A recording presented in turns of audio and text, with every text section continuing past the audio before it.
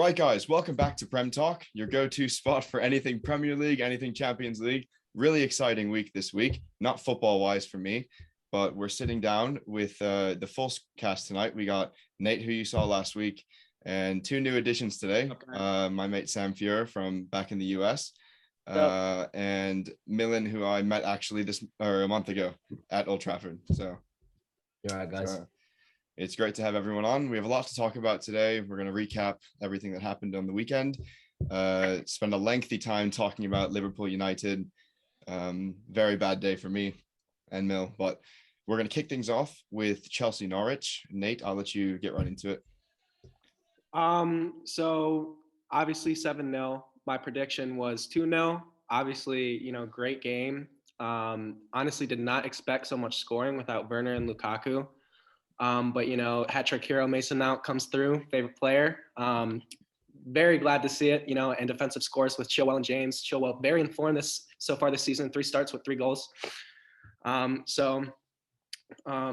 think we could also talk about Mason Mount versus Phil Foden. A lot of people have been speculating around who is the best young player in a debate. A lot of people will say Phil Foden. I think Mason Mount actually has a lot of the same qualities as him. And I think they're very similar in play style. So what do you guys think? See, I would say that I would take Mason Mount over Phil Foden more because of, well, as a Chelsea fan, I kind of have to say that. But obviously, from a game perspective, I feel like Mason Mount brings more to the game as a whole. He's more there defensively. His work ethic, I feel, defensively is stronger while also being, in my opinion, probably Chelsea's most important offensive player. I agree. Whereas, especially his high press, I think his high press and like the way that he's really used and utilized by Tuchel is just, it's great for the team. I think he's like one of the most important pieces right now. He's just a workhorse. He does everything. And a lot of people make the argument for like Phil Foden and his versatility, how he can play that false 9 or that wing role or even at the center mid. But Mason Mount can do the exact same thing. I mean, he's been employed in almost every single position. Up front and in the midfield. I mean, he's an all-around player, just like Phil Foden. I would take Mason Mount as well because of my Chelsea bias, but they are both great young players, of course, who have a very bright future ahead of them.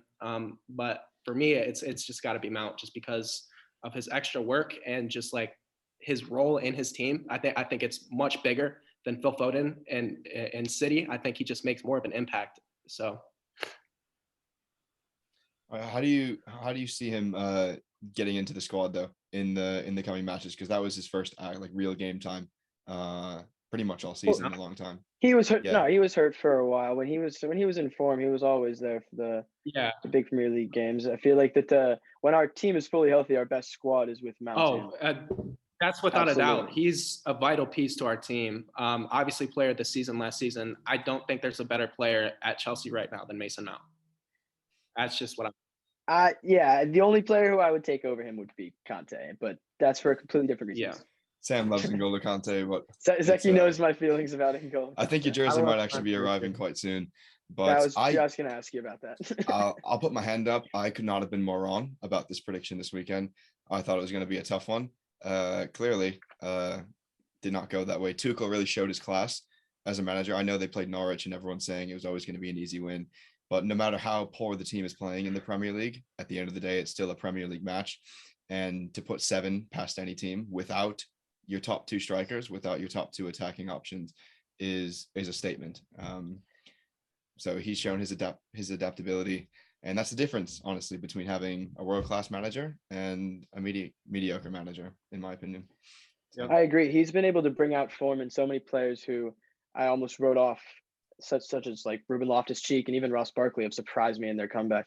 Ruben Loftus-Cheek has been, I've thought, one of our best players over the last few weeks. He's been able to do things like Jorginho can do, like holding possession and holding the ball up for us, while he's also physical and fast enough to get up the field also and make an impact more offensively than Jorginho can. Obviously, Jorginho is more experienced, and I would still take him in the big games, but Ruben's been huge for us.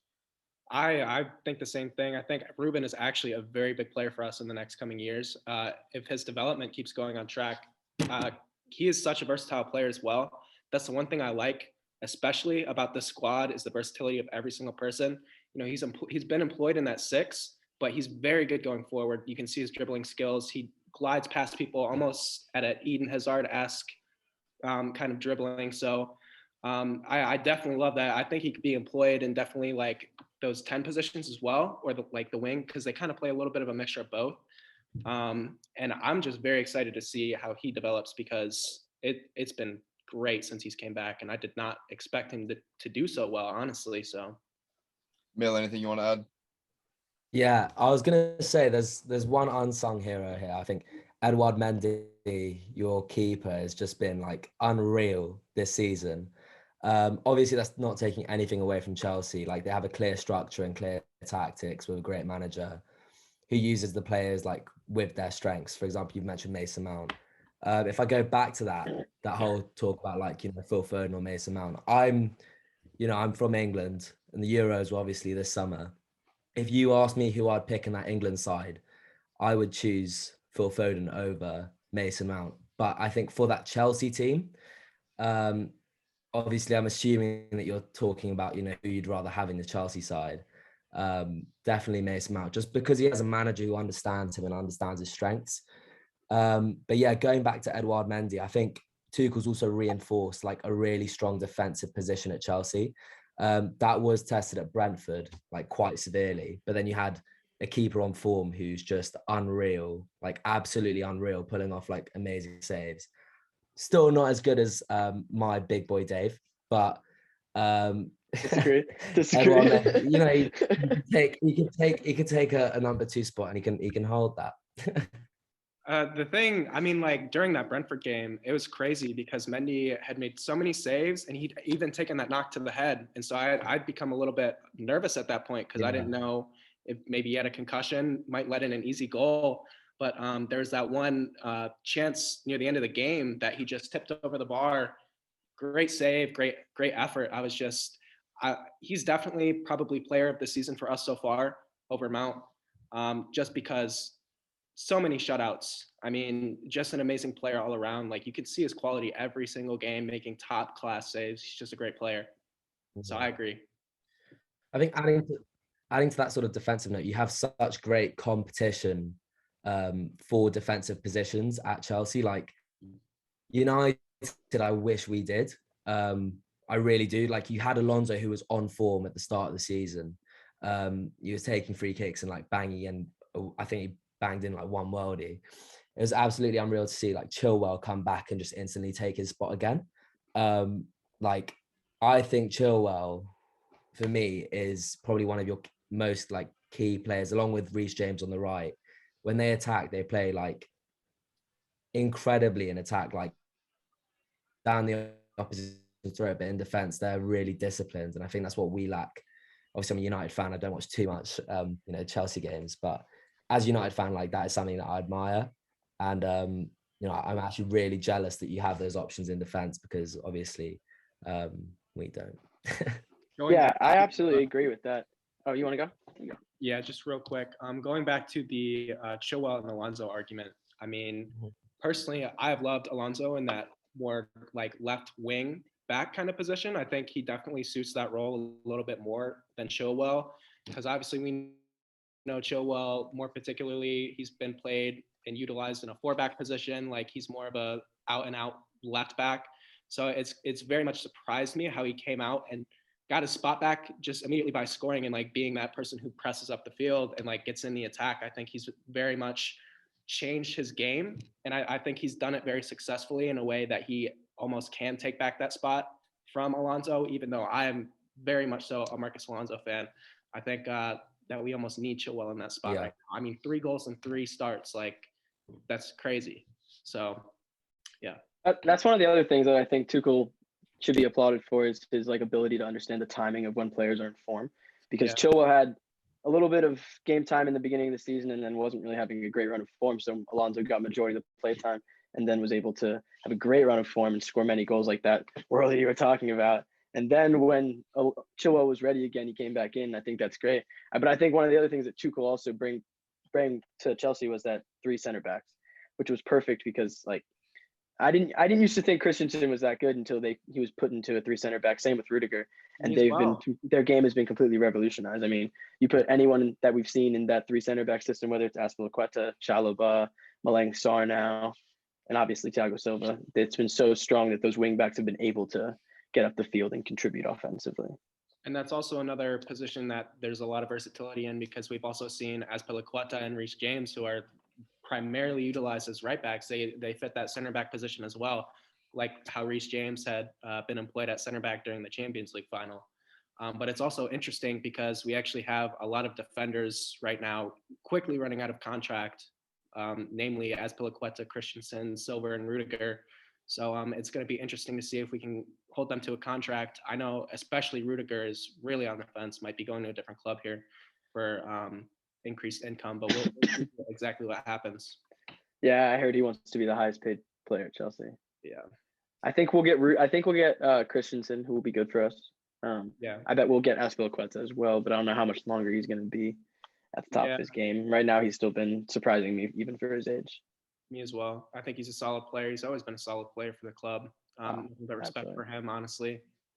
And the last thing that I wanted to talk about specifically in Chelsea is I've also been seeing speculation in the media about possibly signing a second striker, replacement for Werner.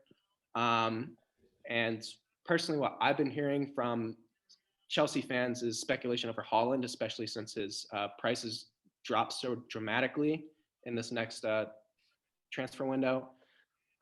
So do you guys think that we could possibly see a Haaland Lukaku up front next season, or maybe somebody else that would work with Lukaku? Because as we saw at Inter, he worked very well with that 2 striker up front, and I don't think he's exactly meshing very well with Werner so far. So what do you guys think about that?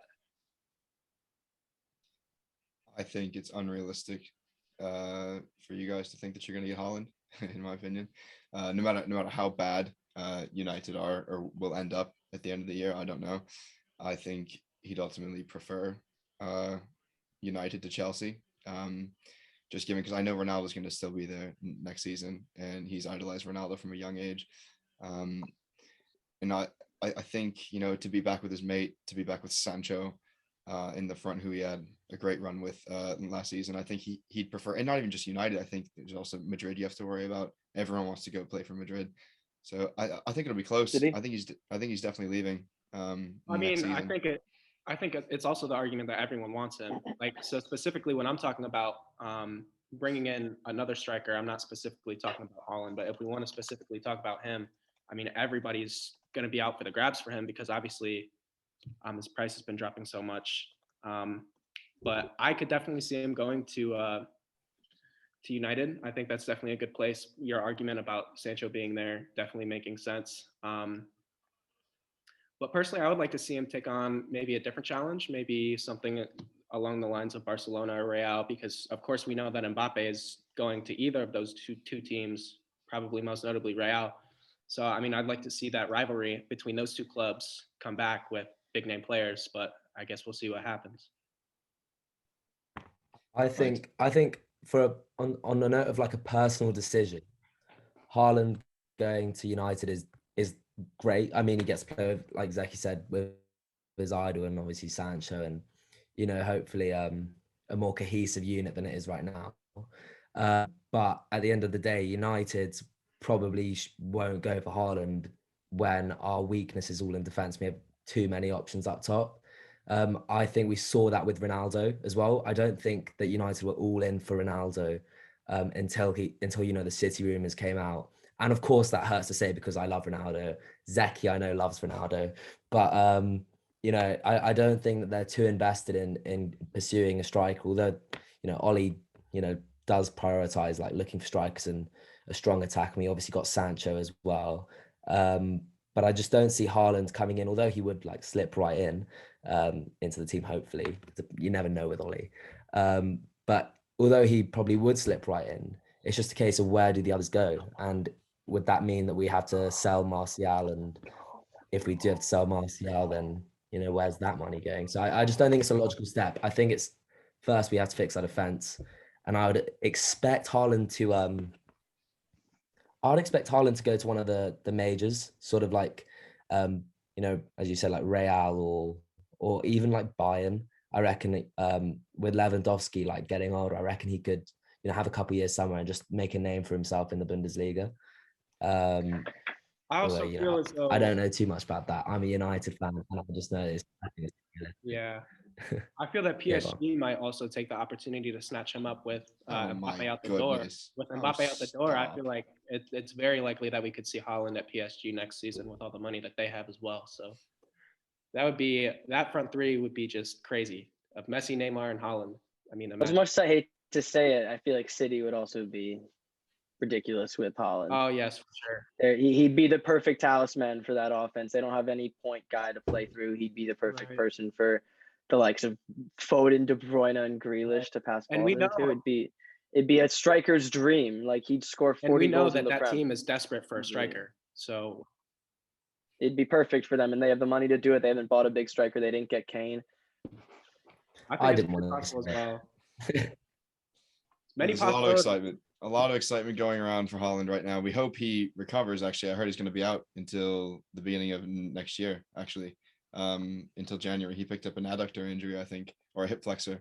Yeah, I think it was hip flexor. Yeah, so that was tricky, and I don't think he's going to be playing football until January. So, best of luck to him. We're going to move on to not a fun segment for me, but it's an important segment and one that everyone wants to hear. United Liverpool. I was actually there. I was at Old Trafford for it in what was one of the darkest days in United's history. First, before we say anything, our fans are the best fans in the world. You guys can say what you want. We have the best fans in the world. We're 5-0 down to 10 men. The last 20 minutes of that match, the whole stadium got into sync. We're clapping, we're cheering on the players in full voice. Weren't there like videos of 60,000 fans leaving Old Trafford? Okay, no, 60,000 fans were probably still in Old Trafford. That's what ESPN said. So like, yeah, no, I mean, a lot of seats were emptied. We went 5-0 down. A lot of people left. Don't blame them. Don't blame them. Sorry. We were, so we were cheering on, singing, even though it was the most embarrassing day of our lives. It just says something, because I was sitting directly across from the Liverpool section on the other side of the pitch. And when the opposition fans are chanting your manager's name in joy, pleading that he stays and not get sacked, something's wrong. It's time to go. And before I go into my bit, Mill, I want to get your take on it, because I know you were watching in a different environment than I was. I mean, I went to go watch it in a pub with my girlfriend because I thought that'd be a fun thing to do, right? I just assumed that'd be a fun little day out and we could get some beers in. I think she arrived like a couple minutes late, like a couple minutes after kickoff, and we were already 1-0 down. Obviously, I knew that Zeki was at the game, and I was just looking at that first goal, just thinking, like, what is happening here? Like, Lindelof has gone forward, Maguire's gone forward, Wan-Bissaka's left like loads of space behind him. Shaw feels like he needs to track back when, in reality, if there's a whole defensive line, it's not Shaw's fault, I don't think. I just think there's no structure in that team, no defensive, like, structural, like, know-how on what to do, on how to deal with pressure. Of course, Liverpool are a great team, okay, and that hurts them, but they are a very good team. They're a very strong side with very, pacey wingers that will give our defense lots of trouble. But when, you're a few minutes into the game and you can see the goal like that disorganized, it shows a clear lack of structure, not only from the first whistle, but just in most games we approach. Like, I remember I went to go watch the United West Ham Carabao game, right, with Zeki. And 8 minutes in, West Ham scored. And I know the exact pain of just looking opposite the ground and seeing like away fans screaming from like the 8th minute onwards for the rest of the game. I watched the rest of that Liverpool game and I was just watching us get outclassed, I think, in every position, like no will to attack, incapacity to defend, a clueless manager who just stood on the sidelines, like looking like a victim. And I don't know, it hurt to watch, but at the end of the day, like I hope it gives the sort of a waking up to the situation at Manchester United right now, and that is that we're a team that lacks structure. It didn't. Like the news that came out today, he still has the backing. Ole still has it came out today. They Yeah, held a yeah. board. They had a boardroom meeting yesterday, whenever it was, and they called Sir Alex Ferguson in.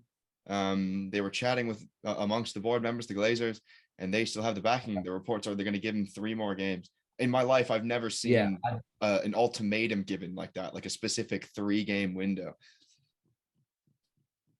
I think with Ollie, it's a tough one because most fans did want to see him do well because he is, someone who brought United so much glory. He's like one of the reasons why it's called the Theatre of Dreams himself, just because, he brought the Champions League back to us. And he was responsible for so much greatness. He's a Champions League winner. He's a Premier League winner. He, in my opinion, is one of, my United favourites as a player.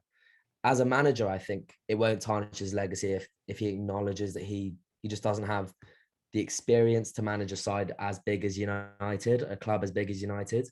Although I think it's the naivety to think that him and his coaching staff have an identity when we don't. We don't have any idea on how to attack with like no structure. I think it's just individual moments of brilliance, as it's commonly thrown around these days. And in defense, it's just disorganized. Yeah, exactly. I think this talk of bringing in Conte and the talk about Chelsea playing with the 5 at the back, it's sort of refreshing just to hear the idea that we could have a definitive structure which could maximize talents and strengths, and that's something that I envy as a United fan. But watching what I watched against Liverpool was just, Chelsea put 7 past Norwich, and that's not a score that you'd expect. And it's Norwich and it's Chelsea. It's not a score you'd expect. For our biggest rivals to come to our home ground and put 5 against us is not only embarrassing, it's humiliating. It's probably like one of the worst experiences I've experienced throughout my lifetime as a Manchester United fan. And I feel really bad for you, Zeki, because you made the trip there, and must have been tough. If Sam or Nate wants to chime in for a little bit before I get upset, because I'm going to get upset shortly. But I mean, I believe that it speaks volumes how things were last season. United did not get blown out by 5 goals, was scoring 0, and they have made so many changes to their squad. I mean, they brought in Sancho and they brought in Ronaldo. They're very quality players. It speaks a lot for me to see that they go down 5 goals in this game. I think it shows the lack of management there. And it's just very obvious that they need to get somebody new in there. Talking about Antonio Conte, I think he is probably the perfect manager for this position because we see him all the time come into these positions where a manager is under fire and he takes over for the rest of the season and does terrific and maybe even wins trophies like he did at Chelsea, like he did at Inter. He's good at taking on these small projects of a team that is currently failing with a good squad and making it into something good. So I think that this is honestly the best manager that they could go for. In my opinion, I'd love to see it. So hopefully they'll sign him. Yeah, there's no question about that. I mean, obviously Conte is the man, but like what's so frustrating is for me, Milan and all United fans is that our owners have displayed once again with this decision that they do not care about the footballing aspect of the club. They just care about the money because they know the stadium's going to sell out. They know the stadium's going to sell out every week. Mil, do you want to add something? I don't think I actually disagree with that because I think 5-0 is awful, should never happen. Especially with a team like we have, obviously showing clear mismanagement. However, yeah. So I just think that United are in a position now where, it's thick all over it. And I think the decision to give Ollie, sort of a short timeline to turn things around. Because what happens if Ollie now goes and wins nothing. The rest. Absolutely nothing. What are the next 3 fixtures? I think we got Spurs away, Atalanta away, City at home. Mil, you can't possibly he's lost the trust though. Turn that around. I agree. I do agree. He's incapable of developing sort of an identity and structure towards it in the team now. Okay, but I think if he provides results, then at the end of the day, from the perspective of the Glazers, is what I'm saying. Is will it merit being sacked mid-season. And I understand is what I'm saying, is I understand their decision. I don't think it's an awful decision. I just think it shows that, you know, we'd rather take individual moments of brilliance in games and risk it than develop a clear structure for football from the outset. And I think that is something that, you know, Ollie has the chance to get results now. But at the end of the day, the one thing that we do need is that sort of structure to go forward. And ultimately, I don't see Ollie getting those results. I think if we lose 5-0 to Liverpool, struggle against Atalanta with the first half getting dominated, losing in the Carabao Cup because of, you know, over rotation. I get it's the Carabao, okay, but we struggle. We drop points against Southampton, Everton, Aston Villa, Leicester. We've dropped points in games where, you know, United's squad should win, and that for me is already not good enough. Let alone the final loss to Liverpool. So, in that sense, that's why I agree that, you know, Conte would be a better fit. But from the Glazers' perspective, if he can now get results and move us up the table, then I understand their decision. But I also disagree with it. But I don't think it's an awful decision. I don't think it's like something we should lose sleep over. Sam, I promise I'm gonna let you speak. I promise I will. But you understand? No, we've taken 1 point. Sorry. We've taken 1 point from 12. Right. This is relegation form is what we're in right now. And what does Ole say after we get battered? I mean, absolutely battered at home by our arch rivals 5-0. What does he say? He said, we're on the right path. We're too close to stop. We're really close to where we need to be. I'm sorry. And we've played 3 home matches. Yeah. We've dropped points, as you said, to Villa, Leicester, Everton, Liverpool now. Like it's obvious. He's lost the trust of the dressing room. He's lost the trust of the players. Like, he's not getting that back now. He's not going to go win the next 3 games, but even if he did, it wouldn't matter. Like, no, relegation teams wouldn't be standing for this. I can't think of another football club in the world that would see this season's results paired with whatever you want and actually keep their manager. Like, Newcastle sacked Steve Bruce. Like, we're in relegation form right now, taking 1 from 12. There has to be a change. Can I add here? Oh, sorry. It's just, the business here for me, just abysmal, because I don't understand how they can sack Mourinho mid-season, performing better with a worse team, and they don't want to sack Ole. I understand that he's a club legend, but when you guys are in this sort of form with this team, there has to be a change. And it just shows from their business standpoint that they don't mean to compete if they're not going to fire Conte. They've done this in the past with managers who have arguably been better than Ole. Well, yeah, I mean, obviously, Mourinho definitely better than Ole. So I don't understand why they can go ahead and fire a world-class manager, but they can't fire a different manager who's underperforming. It just shows me something about business that they don't mean to compete. I'm glad you brought up Mourinho, because that was something that you guys mentioned last week that I didn't necessarily agree with at the time. And because the biggest thing with Jose Mourinho, while that United team was performing better and amount of points they were scoring in the season, that with every single team that Jose Mourinho goes to, the reason why he gets fired is because he loses the dressing room. It was exactly what Zeki was saying. That is what I always bring up when it comes to managers. That's the point when the manager should go. Even if the results are bad, the team could be on the right path, but it's when he loses the dressing room that's when the manager really has no future in the project and he should be abandoned. And it's getting to the point in the season with Ollie, especially after a massive 5-0 defeat to a huge rival like that, where obviously you're not in the dressing room. You don't know how the players are reacting, how Ollie is speaking, and how the players are reacting to what he's saying. But there's a turning point here where if that gap keeps spreading between them and the other top 6 teams, top 4 teams, title contenders, then it's their Prem season is going to be too late. And then you see how they're performing in the Champions League. If you play a half that bad against a team maybe slightly better than Atalanta, maybe you go down by more than 2 and you can't come back. Harry Maguire was horrible in that game. He doesn't understand positioning in that system. So maybe it was something like Mill was saying about maybe it's just a different system with see what 5 in the back did for Chelsea. If a team like United is struggling defensively, especially in a CDM role that they do not have filled, whether it's McTominay or Fred, I don't like it. Whether it's Pogba, I don't really like it either. So it's something that might I need mean, a managerial Conte change. brings magic out of players. He does, He and brings it's even magic even out of if it's players. for You've a seen that short with Victor span. Moses. Victor Moses. Well, I just wanna I say- think was Conte is unbelievable.